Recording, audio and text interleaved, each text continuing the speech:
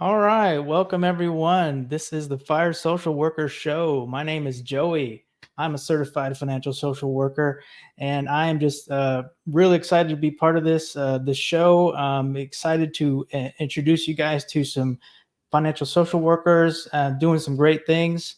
Been doing a lot of things in the background, working on some things. I got the Military Influencer Conference coming up, which I'm really excited about. Part of the MBR Military Broadcast Radio platform. So that's a really exciting thing that we're working on. Got a few things going on, few things going on in the fire, but really, I'm really excited to introduce my guest. He is a fellow social worker, financial social worker. He's got a lot of cool things going on right now. His name is Ken Peeples. We'll go ahead and bring him onto the stage. Ken, hey, how's Hey, it going, man? hey, Joey. It's good to be on stage with you. How are you? Yeah, it's good, man. I'm doing good. Just excited to talk to another finance nerd, also a social worker. So this is kind of like the beauty of the internet. Normally it's really hard to find people that want to talk to nerd out about finances, but I'm glad you agreed Right. to jump on. We actually were introduced by the AI social worker. So I wanted to ask you real quick, how did you know Dr. Badillo Diaz? So I reached out to Dr. Badillo Diaz because I actually heard her on a podcast called Social Work Rise. And I Okay, think I don't remember the host's name. I don't want to say the wrong name. Catherine And Moore. she encouraged Dr. Moore. Yes. She encouraged people to reach out to her on LinkedIn during the episode. And I've just found everything she had to say to be so poignant and so impactful. Just I never thought about the use cases for AI, and I never even thought about the intersection of AI and social work before until I listened to that podcast. So it was an awesome listen. So I encourage everybody to check it out. But that's how we met, Yeah. and then I reached out to you because she said, you know what, you're into finance, and she saw a lot of the workshops that I do around personal finance. She said you need to reach out to Joey, and so that's what I did, and here I am. Here we are. Here we are. Yeah, that's cool. It's just the really cool thing about networking nowadays. Like this, almost like digital networking. Like we're not in person, but we still we're connected. So that's really cool. And we can talk about some AI stuff later if you want to. But first, I kind of wanted to have the audience get to know you a little bit more. Maybe tell us a little bit about your journey Sure. into social work, and then maybe how you got into becoming a financial social worker. Okay, so when I tell the story about how I got into social work, I always preface social work chose me. I was not intentional going through undergrad or grad school. I was just trying to figure things out, and I just happened to end up here, and I'm so grateful that I did. So I've always been working in human services organizations. So I was working at one place where we did a lot of work with the community with disabilities, physical disabilities, mental disabilities, and this organization was very instrumental in like doing housing modifications and even public modifications like curb cuts and things like that. They did a lot of advocacy around that. So my supervisor told me, she was in MSW, and she said, you should look into social work. And I thought about it, and then I realized that Temple, that's where I did my undergraduate studies, had an MSW program where you can go and not matriculate it. So I went in and just part time, and I absolutely loved it. And I said, you know what, this is probably what I should be doing. Now for the piece about financial social work, this happened during the pandemic in 2020. So I'm browsing LinkedIn and I'm doing LinkedIn learning. I didn't have anything else to do. We're all stuck inside. So I'm like, I might as well learn something. And Yeah. I'm watching these personal finance courses and investment courses, and they were really good. So I go and see who their instructor is, and the instructor is like, I'm like, wait, pause, what? And so I'm like, I expected the instructor to be an MBA or something like that, something finance or business related, Mm, but no, she was a social worker. So I went to her profile. I forget her name. But she was a certified financial social worker. And mm. my mind was blown. I had never heard about this. I never knew this was a Same. thing. So I looked Mhm. into it, and I found that Okay, good. Yeah. So I looked into it and I found a couple programs. I found there was something in University of Maryland, College Park. They were running a program. It was like, but they weren't offering it regularly. And again, it was during COVID, so it probably is now. But then I found this Center for Financial Social Work, and I know you're certified with them too. And Mhm. awesome curriculum. If you're a fire person, you probably know most of that material, but still, it's nice to go through it and to understand like the intersection, like not just personal finance and investing, but also like its intersection with, stress, depression, and things like that. And Mhm. then like intergenerational wealth building and things like that. It's very important. And I think social work has a very good dovetails pretty nicely with this, because you're going to have like when it comes to like things like state planning and things like that, you're going to have some tough conversations. And you know Yeah. it's good to have a social worker in the midst of that. So that was a little long-winded, but that's my story. No, that was awesome. That was a great segue, or a great introduction. I think I've talked to a few financial social workers now on the podcast, and they all kind of have some similar situations. I think the pandemic really did generate a lot of interest, maybe. So the Center for Financial Social Work has really increased their numbers in the last few years.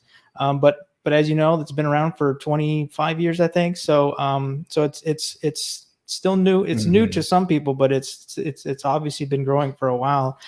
And and yeah, so I appreciate you sharing that story. I was curious, like, you had mentioned the fire community. What got you interested in fire, if you don't mind me asking? So no, so during the pandemic is actually when I learned about it. So I was always an investor, but I was a passive Mm, investor, and most of mm, all of my investing was in the stock market. But I was very passive about it. Like I wasn't increasing my 403b as every year like I should have been. I could have put more in there from the beginning. So a lot of it was tracking like the mistakes I made leading up to, once you find out, you're like, wow, I should have been doing this, because you know what they say, time in the market beats timing the market. So I'm like, wow, I yes. wasted all that time, but let me start from here and do Hmm. the best I can moving forward, right?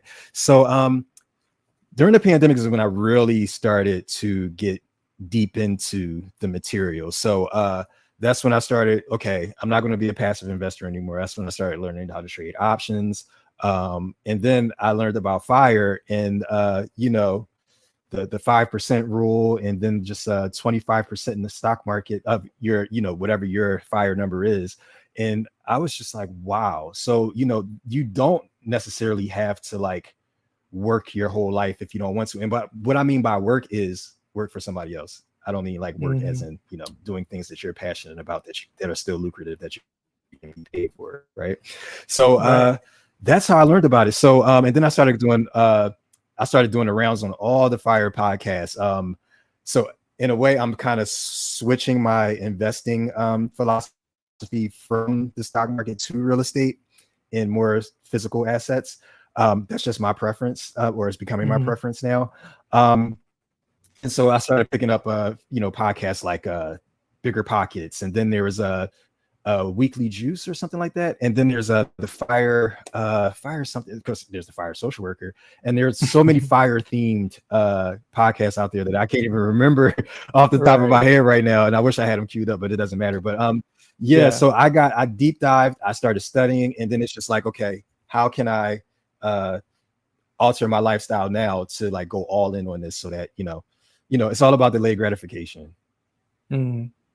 Yeah. So what flavor of fire would you say you kind of align with? Are you more do you kind of like lean fire, or are you into the, like what where, for those that who are not familiar with the fire movement, there's different flavors of, like, lean fire is like, okay, I want to cut my expenses kind of down to the bone and have like a smaller number, a fire number, versus, like fat fire was like, yeah, I want to be a baller, and I want to have all the, millions in the bank, and I can just, basically spend how I want. Or where do you fall on that spectrum?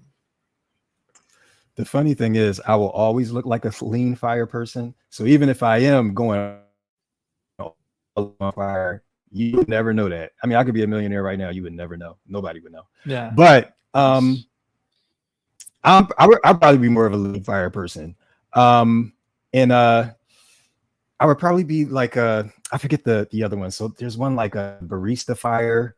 I feel like Mm-hmm. that's where I'm at right now. Like Okay. self-employed, like or not barista fire. It's like the slower pace fire movement where you're still Coast fire. part-time in a way. Um Mm-hmm. I don't Coast Fire. That's what I'm looking for. Thank you. Mm-hmm. But Coast Fire is probably more realistic of where I'm at right now because like I have a lot of like big expenses just because I'm dealing with family situation stuff. And so like I can't really go all in on fire right now. So Right. because I have Right. to handle business. But I'm definitely coasting and I'm definitely working towards my number to get there.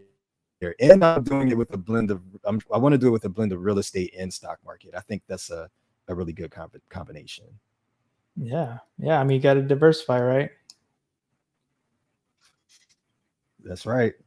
Yeah. All right. And Well, crypto so too. yeah, crypto. Okay. I was curious, like with the financial social. Well, let's talk a little bit about.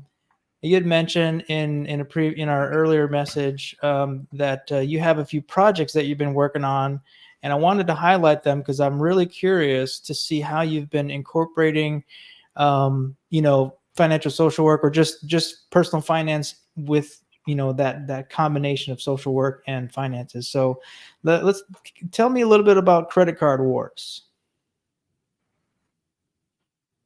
Card Wars is a workshop that I do. So and I'll tell you why I started doing this. So my one of my big how I do my self-care is I like to travel. I like to go to other places. I like to experience new places, new foods, new people, new cultures, and I just love it, right? So that's a very expensive habit.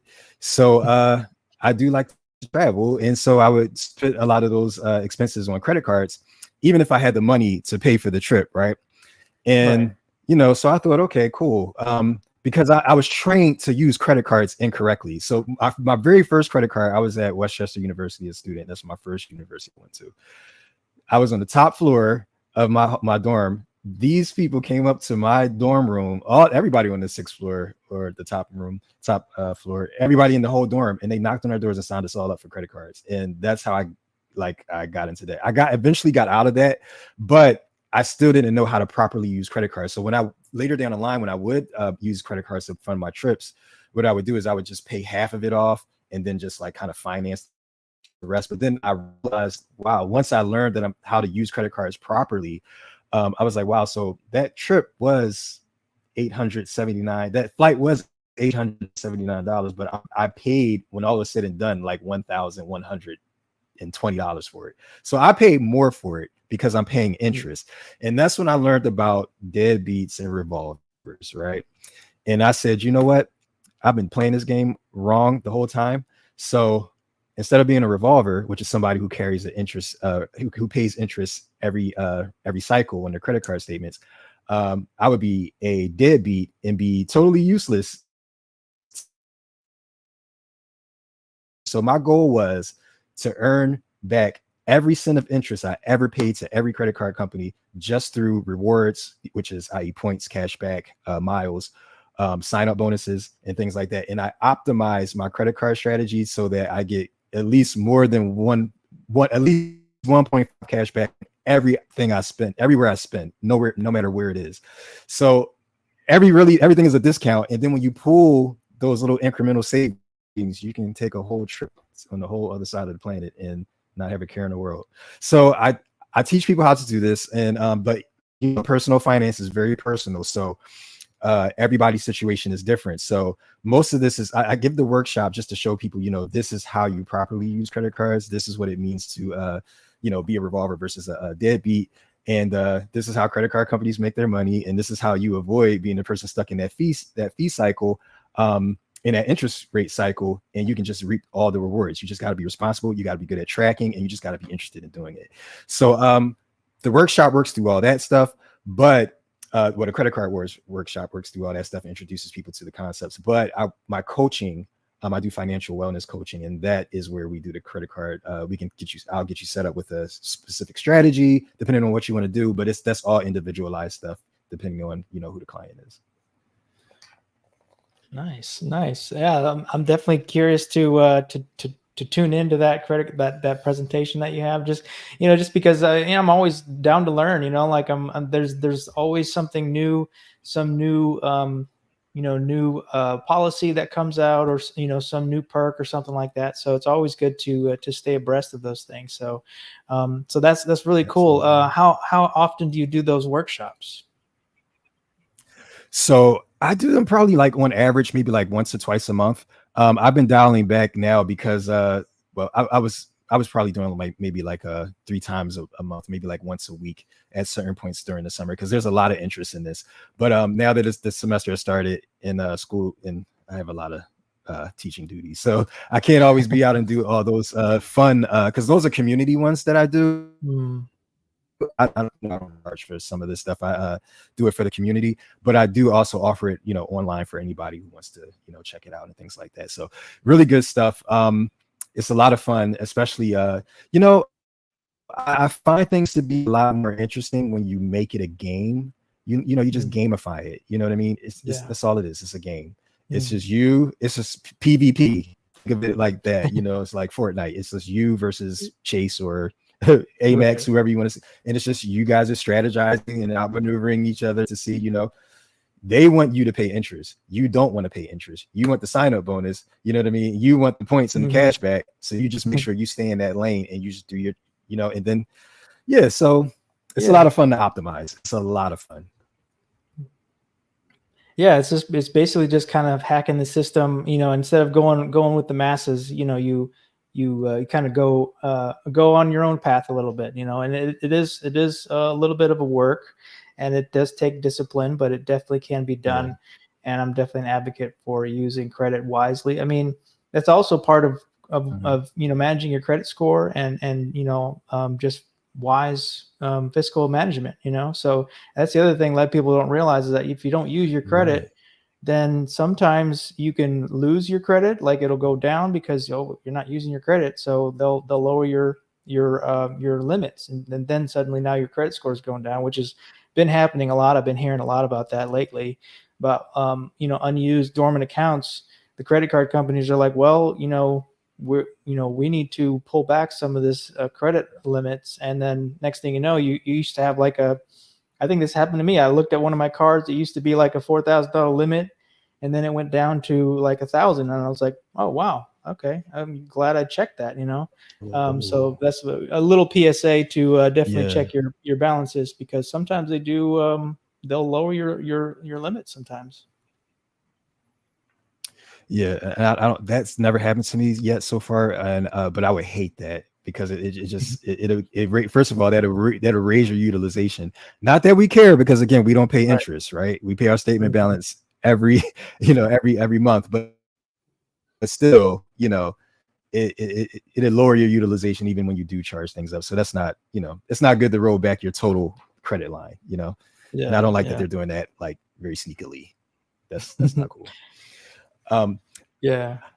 But okay, so let's talk a little bit about project equity. I'm really curious to learn more about this. This sounds really cool.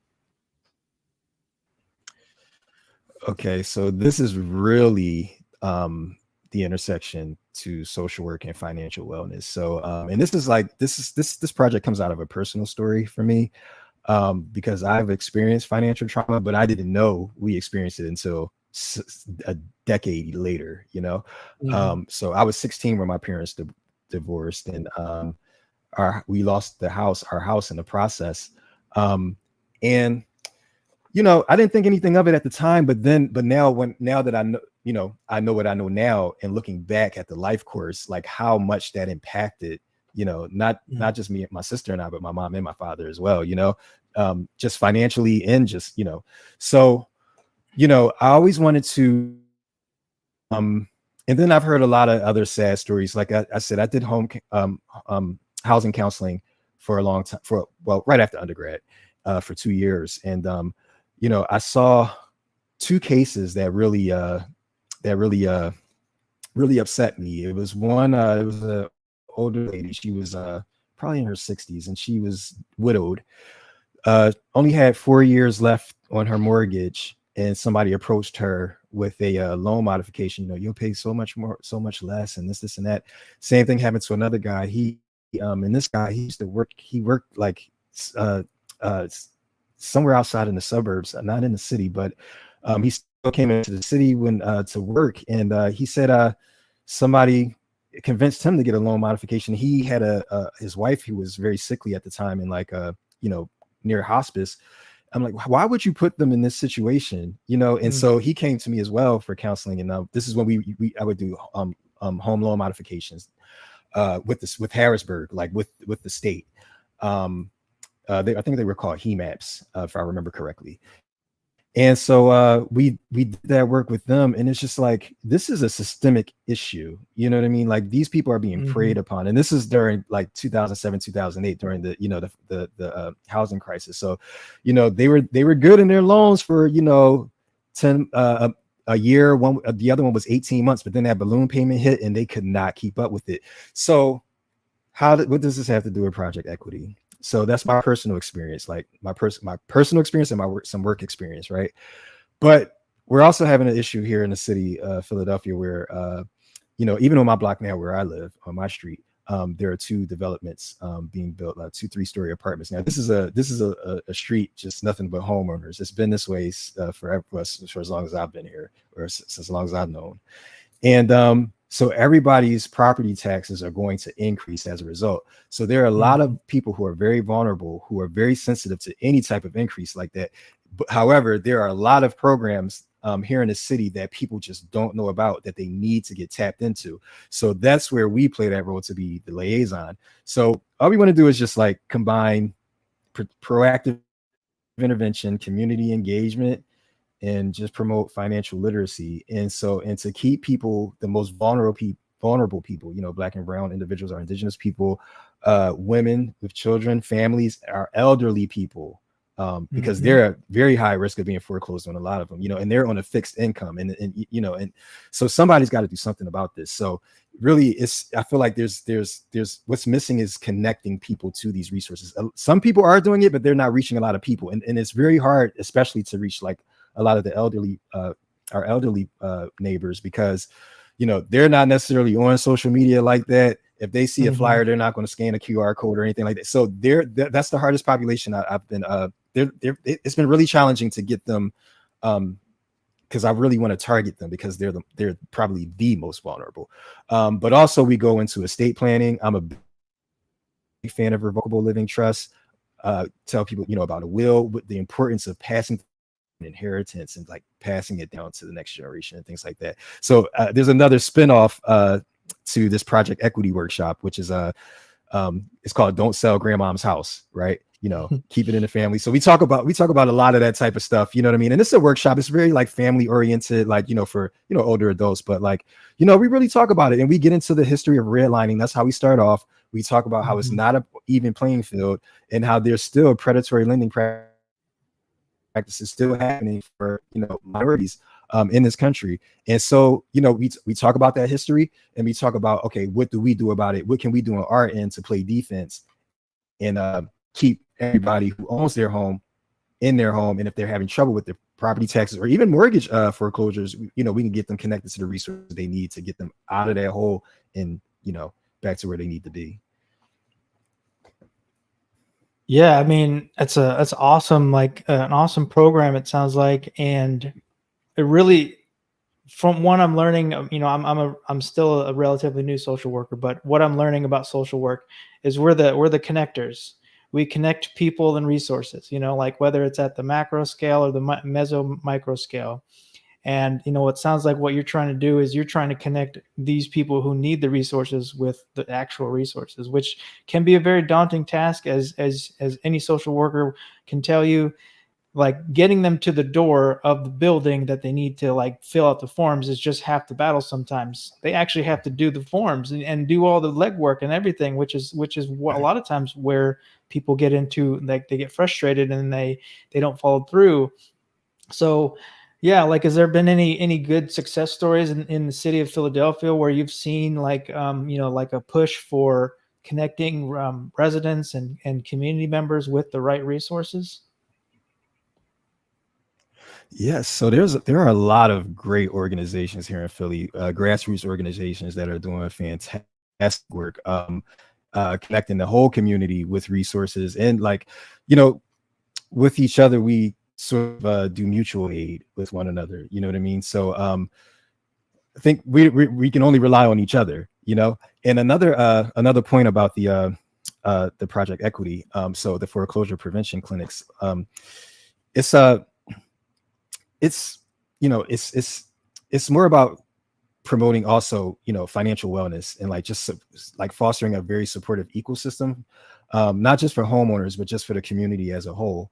you know Mm, um there's nothing more disruptive to families, or like think about people becoming unhoused, or having to move because they're of an eviction or a foreclosure or something like that. How much the kids, their routine is disrupted. They might have to go to a new school, they might have to go to a new daycare, new friends, move to another part of town, or move to a new town. It's a lot of stress on the parents, it's a lot of stress on everybody involved. So you know mm, we have a very flourishing housing landscape, and but the thing is, it's the thing here is like it's more of like a re, ordinary residents versus investors. But in terms of victories, I'm really glad to say that our city council has been doing a really good job. It's particularly one of our city council members who represents West Philly and Southwest Philly for you know bringing about a lot of these programs. So there's a lot of these programs wouldn't exist. I couldn't do this work and connect these folks to these programs, or I wouldn't be able to at least like, and to get to another point. Sorry, I just had a quick sidebar, just something to think about, something I thought about. Um, you were talking about the paperwork angle. So every time I give this workshop, people have different needs, and so they need to talk to me about different things.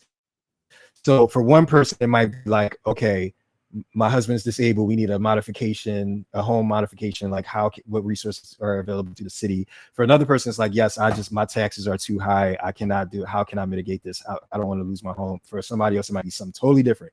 So for each person, I have to individualize things, but I'm giving a group presentation. So mm, at some point, and like I said, I'm doing this through my organization. So we're not a nonprofit yet, but it's called Dynamic Justice Collective. And soon, hopefully, we'll be a nonprofit, and we'll be able to get funding and things like that. But right now we don't have funding, so we do this on our own. But like I said, this is a passion project for me. This is something mm, that this is an issue that impacted me as a child, and well, more so as an adult too, because mm. this is now I'm more aware of it. I'm more aware Yeah, of how much it negatively impacted me as a child, which I wasn't aware of it then, or maybe I was just disassociated, because right. parents just divorced, got through a divorce, right? So yeah, like I said, it's a passion project. It's something that I will continue to do. I want to expand it, and I want to, maybe it's a model that can reach other folks in other cities. You can change it up and make it tailor it specific to your local community. But it's just a workshop. It's Philly specific, but the things that aren't Philly specific is redlining is something every community across the country has experienced, and also estate Mm. planning is something that everybody should be doing across the country. So those parts are not zip code specific. So those pieces can go anywhere, and I encourage everybody to do this type of work and help the community in this way. Yeah, that's awesome, and I love that you're really getting into the community. I'm still new to the Memphis area. I have been reaching out to different agencies to try to do basically what you're doing and really get into the community aspect of financial literacy. I did reach out to another financial social worker based out of St. Louis. I'm still hoping to get her on the show at some point. Her name is Alnita Smiley. She's doing some great things. She told me about a program where they basically get hopeful home buyers under in the underserved communities, and they're basically going Mm-hmm. through the whole step from cradle to grave of like, okay, this is what you got to do to get a house. And like they go from like getting credit repair, Mm. getting doing your credit like from the ground floor, And as soon as I heard that, I was like, man, every place needs that type of program. And I was just like, man, why aren't more communities doing things like this, you know? But it does kind of come back to financial literacy, Right. and I know you mentioned that before. You know, financial literacy is should be a required subject in school, I feel like. Um, but it's also something that I've been trying to Hmm. advocate for on my platform of just having conversations about money, like just open dialogue with peers, with, friends and, family members. We're just really awkward and uncomfortable talking about money. And I'm just hoping that, with conversations like this and like, hopefully the conversations that you're having can really help foster that sense of like, okay, we're all dealing with financial problems. Everyone has financial problems. That's a universal thing for the most part. So how can we, like, just through dialogue and normalization and reducing the stigma around like debt and things like that, like why can't we change the narrative around talking about money? So I appreciate what you're doing, and hopefully that we can also have Hmm. more substantive discussions like this in the future with people that we care about. Absolutely. And I take a very cynical view for why personal finance is not taught in schools. I think there's just no intention. I think folks want you in debt. They want you paying, like, it's a it, we it's this is we live in a neoliberal world where, capitalist world where, people create markets and want you to pay rent some way somehow. They will create a market so that somebody can make money. So I think when you have people coming out of school not knowing how to write a check, not even knowing things like interest or debt. Like, I didn't know anything about student loan debt or debt period. I understood that, okay, I owe you $1, I'll pay you back on the schoolyard. Okay, cool. But, Hmm. student loan debt is a whole nother beast, and we're not educated about that at all. So, and I think Yeah. that's by design. I think the system is working Mm. as intended. And you want people to be revolvers. I mean, the banks sure do, right? I mean, they want you to pay interest, you know what I mean? And so, like, there's no incentive to really have a true long-term sustainable solution to student loan debt. Like, come on, so it's like I'm very cynical about that. So that's why also feel very empowered, because I've come to grips that nobody's coming to save us. It's not the Mm. federal government. Nobody's coming to save us. It has to be us that does this work. And it has to be us who go out into the community and educate the people about personal finance, estate planning, and just how to build wealth and live a happy life and be comfortable, and not to Hmm. let, because finances is just like I said, it your finances contribute to that Maslow's hierarchy of needs. Like, you know what I mean? Like, it's how much, I mean, think about how much stress and anxiety, that and depression that you won't have to experience if you didn't have money issues. You know what I mean? Because a lot of our stress, anxiety, and depression is brought on by our personal finances. So I feel like it's part of the health and wellness journey. I really do. It's good for financial wellness is good for your mental health, is good for your physical health for sure.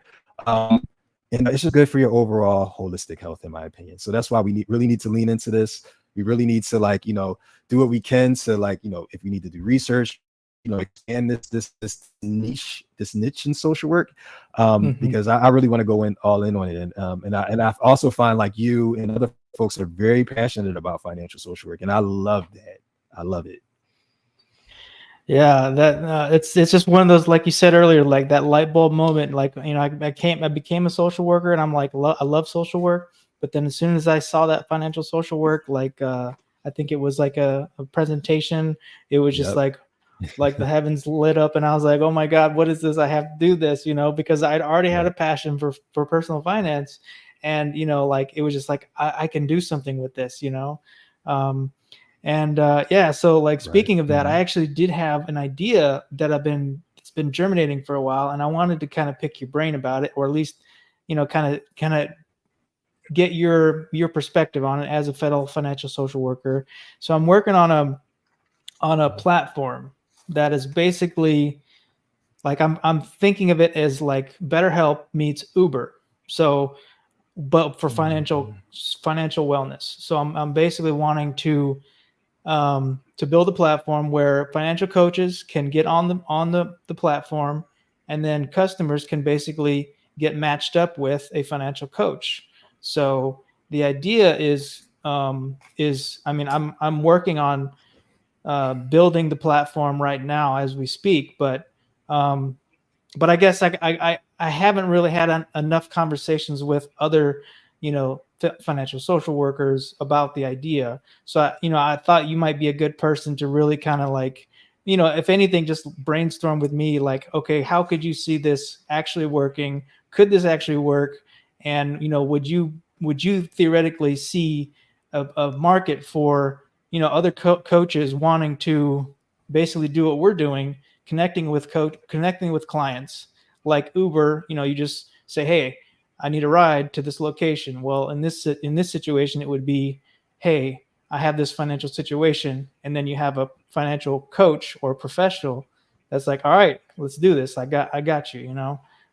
So I don't know. What do you think? Mhm. Just give me some feedback. What do you think?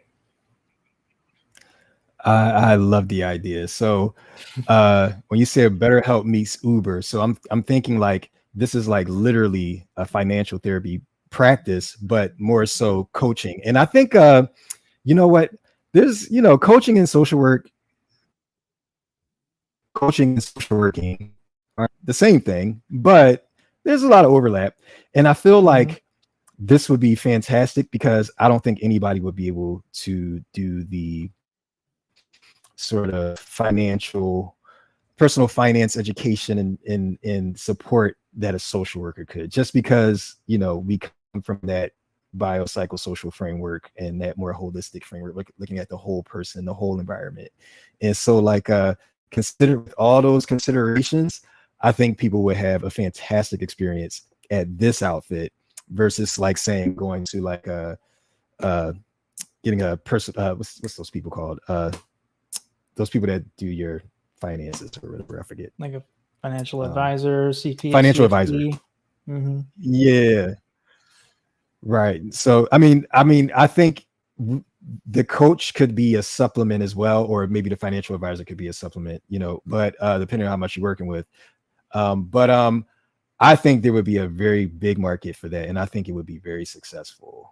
And even that's just based on my anecdotal experience before I even kind of launched. So Sacred Realm has only soft launched; it hasn't, fully launched yet. So, and still with the inquiries, it's just like, okay, there is something here, and I think people are really hungry to, and they want to people want to be comfortable, and they just want to learn how. And I think that's where Right. this comes in. I think it's a fantastic idea, Joey. I think you should definitely Okay. go through with it. It sounds like you already are. Well, I've been working on it like behind the scenes for a while, and then I've actually been utilizing ChatGPT to kind of like flesh out, and that's why I want to talk to you a little bit about AI too, and this confluence of artificial intelligence, Mhm. social work, and finances.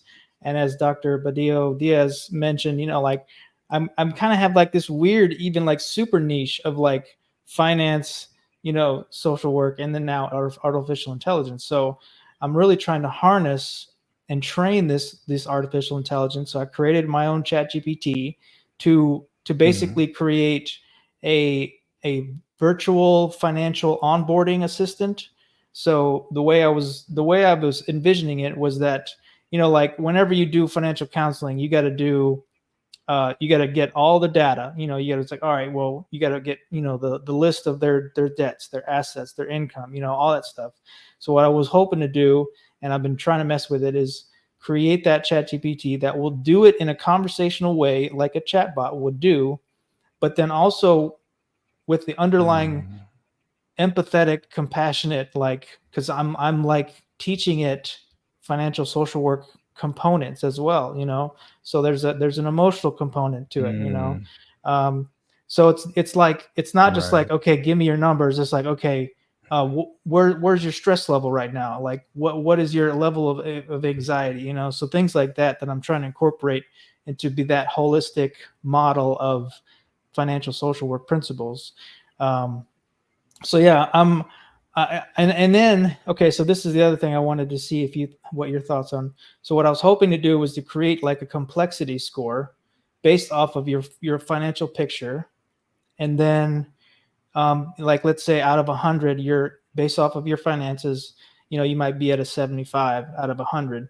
So that might actually warrant a little bit higher, um, like a maybe a premium subscription, because like that's going to take a lot more work. But if you're just like starting out, you're more worried about financial Right. literacy, getting that foundation, then maybe it's like a $20 a month thing.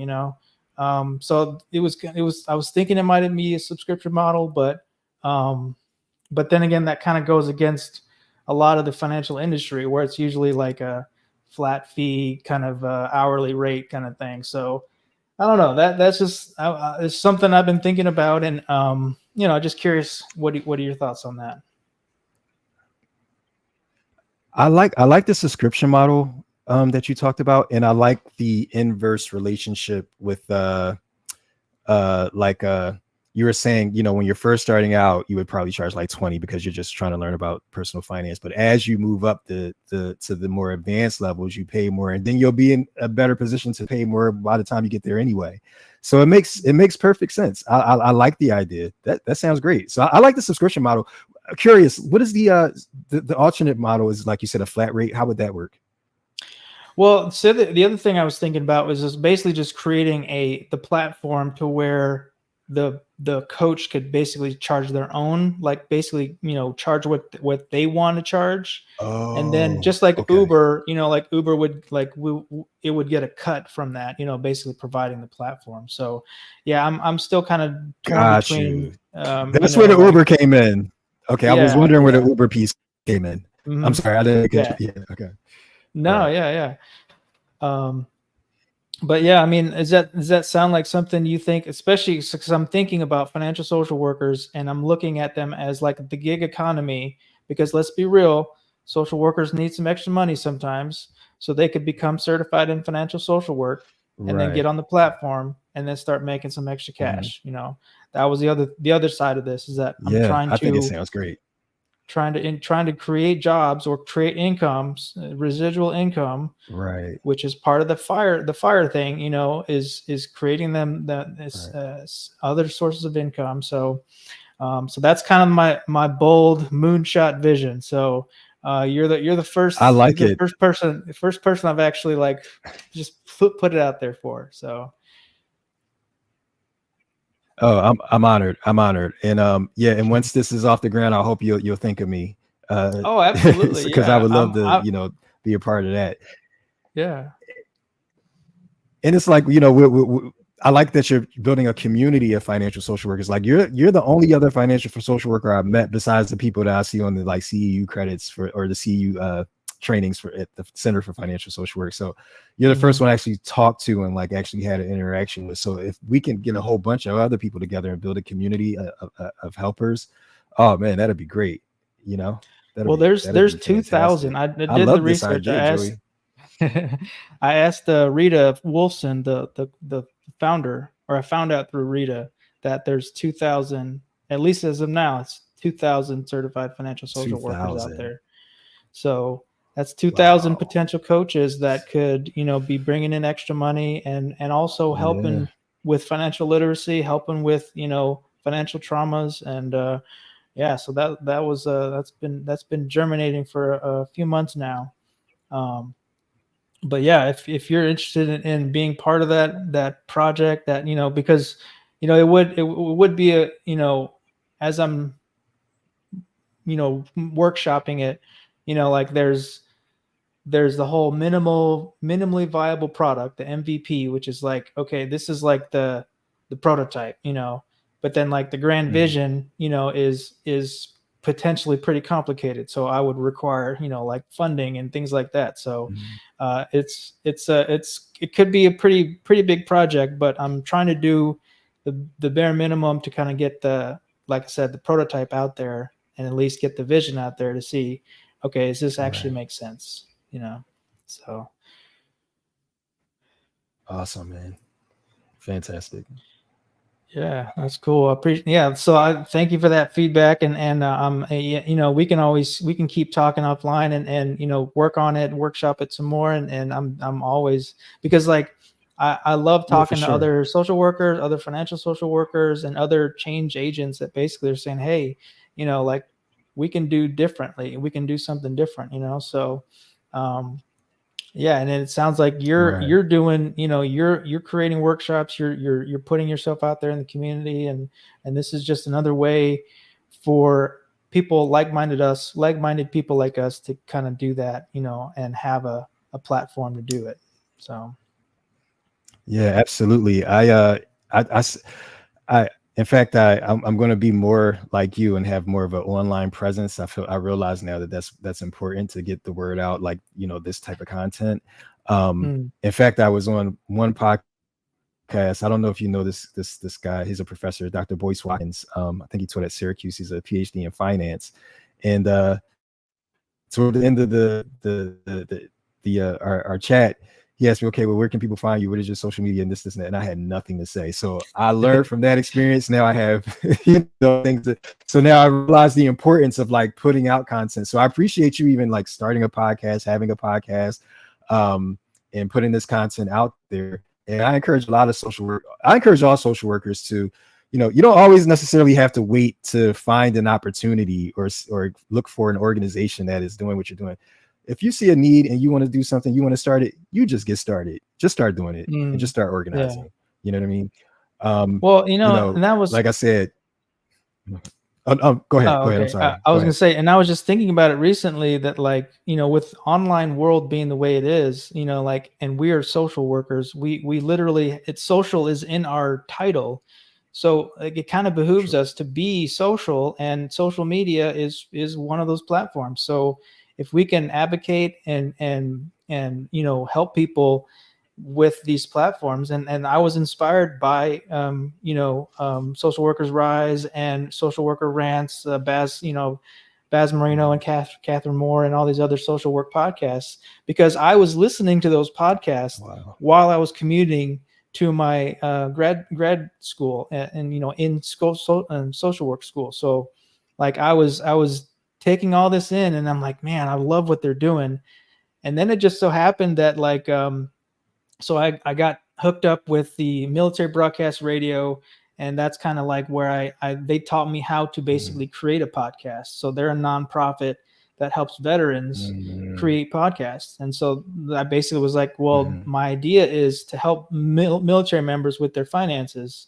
And then it's kind of evolved into this whole fire Mhm. social worker thing. So it's been a crazy journey, but like, yeah, I mean, I'm just like, I know when I first started, I was just throwing everything at the wall, and I had no idea what I was doing, but I was just winging it, and Right. trying to make content about finances, and then just kind of evolved into financial social work. And I'm like, man, like there's this great community of like-minded people like me, like they're social workers and they're Yeah. interested in finance. And I'm like, I found my people, so I'm just Right. every time I talk about financial social work, I get super excited, and I'm like, the other challenge is that, like, there Yeah. aren't Me too. any real jobs with financial social work per se. So right now I'm basically doing Sure. financial social work just through an online platform. So um, yeah, so it's just been a crazy Right. journey. Right. Yeah, and I listen. I want to listen. You built a fantastic platform, and like you said, you just got started. And and I realize now, which is in how Dynamic Justice Collective came about, similar to how the Fire Social Worker came about. It's just like, hey, just get started and just do it. And you don't have Mm, to know what you're doing. You just figure it out as you go. Just show yourself some grace. You're gonna make mistakes, learn from them, and just keep pushing. Just keep moving forward. That's the key. Just keep pushing. mm, yeah, yeah, because like a lot of the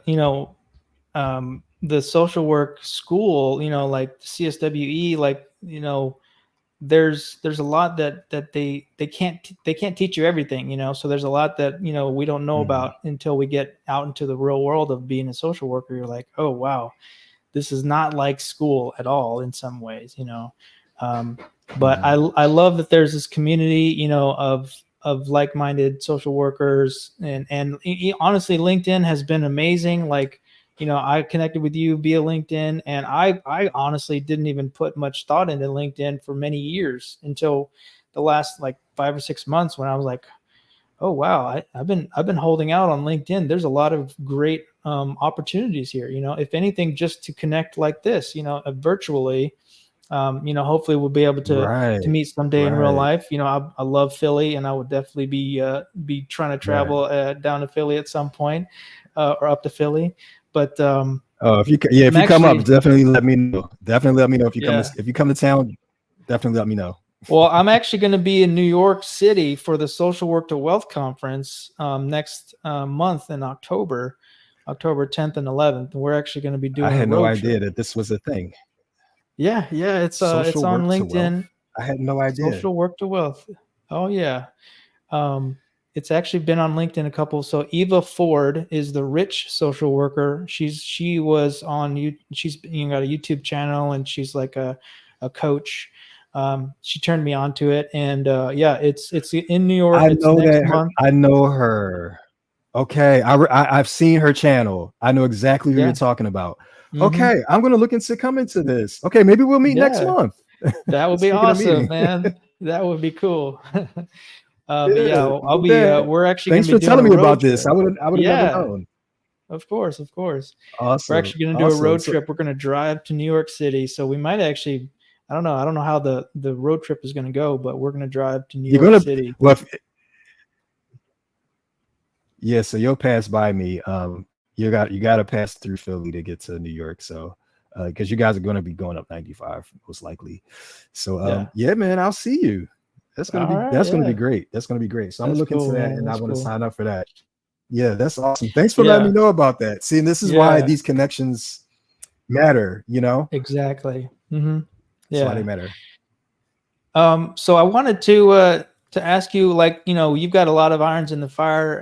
You mentioned that are you in professor as well, or what's your day job, I should say? Yeah, so I'm a lecturer. So my day job is Sacred Realm Consulting, just doing my consulting work, uh, doing my we have a lot of workshop school cohorts with Dynamic Justice Collective. So I'm also in the schools with that as well. We I do therapy as well, and you know, kind of moonlighting is that. I don't have a lot of clients, just like 10. I'm working towards my LCSW. I don't know if you're into that at all. If you're working I mean, towards I your would like to licensure. be. I would like to be for sure. Yeah. So I'm working on that, and also just some other businesses that I run, like with family and things like that. So I'm kind of like I said, I'm more of a coast-fi. So if and I do teach, so I do lecture. Right now I'm at Rutgers. Really like it there. I'll probably pick up classes in other places as well. But right now I'm more so leaning into the consulting piece, and that's really what's been I've been spending most of my time lately. That and Dynamic Justice Collective in our school cohorts and things like that. Okay. Yeah, it sounds like you got a lot going on, a lot of projects and irons in the fire, and you know, I think from what I've seen, a lot of social workers, you know, we can't just sit still and just do one thing. We Mhm. we have to have many hats and do many things, and it's Right. almost like an addiction, you know. But it's all about helping people usually, you know. It's always, you That's know, right.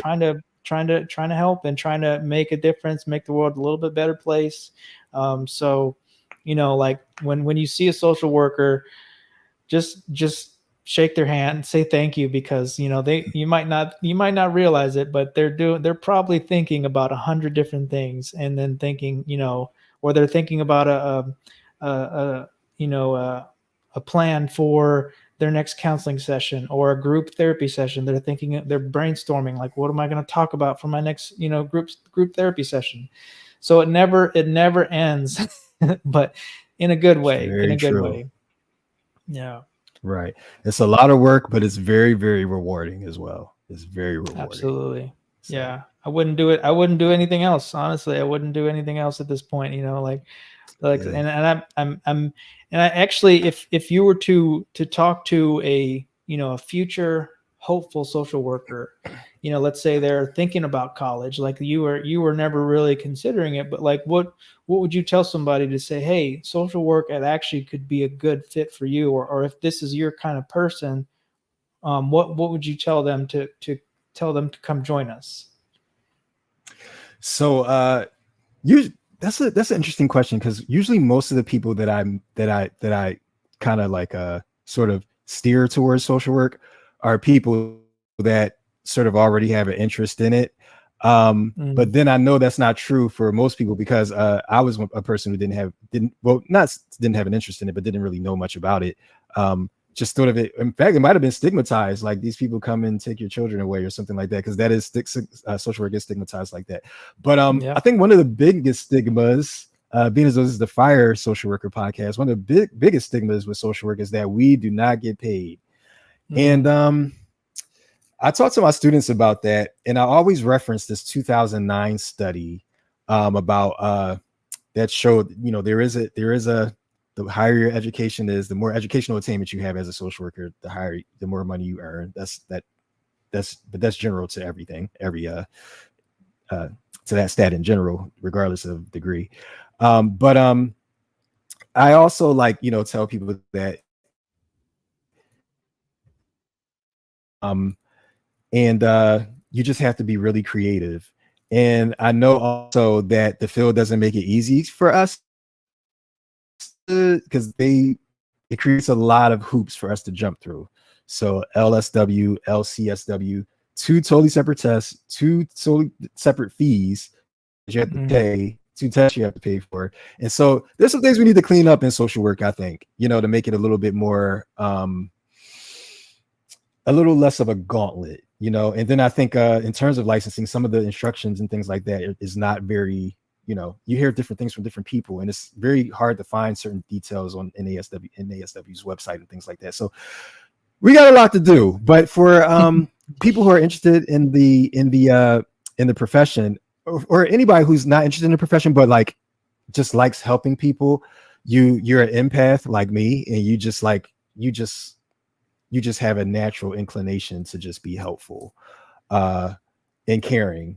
I think this is definitely be the profession for you. And if you like personal finance, you can get into this too and still help people in that way as well. there you go. Wrapped it all up in a nice little bow. That was perfect. Oh man. Yeah. Well, man, Ken, it's been can you believe it's been an hour almost? We've just been going, and it's just been amazing conversation. We're definitely going to have you back on, and keep the conversation going. I'm okay. Now you have a chance to redeem yourself. Where can people find you on your different platforms, or are you still working on that? Okay, so I'm still working on that. But you can find me, Dynamic Justice Collective. That's www.dynamicjusticecollective.org. We do have an Instagram page up. We do have a LinkedIn page up. The Instagram, we'll start posting on that soon. Sacred Realm Consulting. The site is not live yet. It will be on my LinkedIn. Anybody, feel free to follow me and connect with me on LinkedIn. Ken Peeples, you can find me. And yeah, you can find Sacred Realm Consulting on LinkedIn. And the site will go live, and once it goes live, you'll obviously have access to it. So and you can find me, well, yeah, you can find me on LinkedIn. So yeah, that's it for now. Yeah. So LinkedIn is your main hub right now, and that's it's a great hub. Like a great way to For connect with now. people for now. But then yeah, we definitely got some Right. projects going. So um, well, Ken, it's been a Absolutely. pleasure. Do you have any last parting thoughts? Anything you want to kind of like anything you want to say to the audience? One last thing. Yeah, well, but anybody who's here listening, thank you for tuning in, and please support the fire social worker. Please support his work. Does great work with veterans, and thanks for having me. Like, I really enjoyed our conversation. I'm really excited about the project you're working on, and I definitely will keep talking. We'll talk about that. Keep that conversation going behind the scenes, and yeah, I'll be happy to come back on anytime. Awesome. All right. Well, that's going to conclude today's stream. We'll be uploading this pretty soon. And thanks again for everybody that's listening. And we'll catch you guys on the next stream.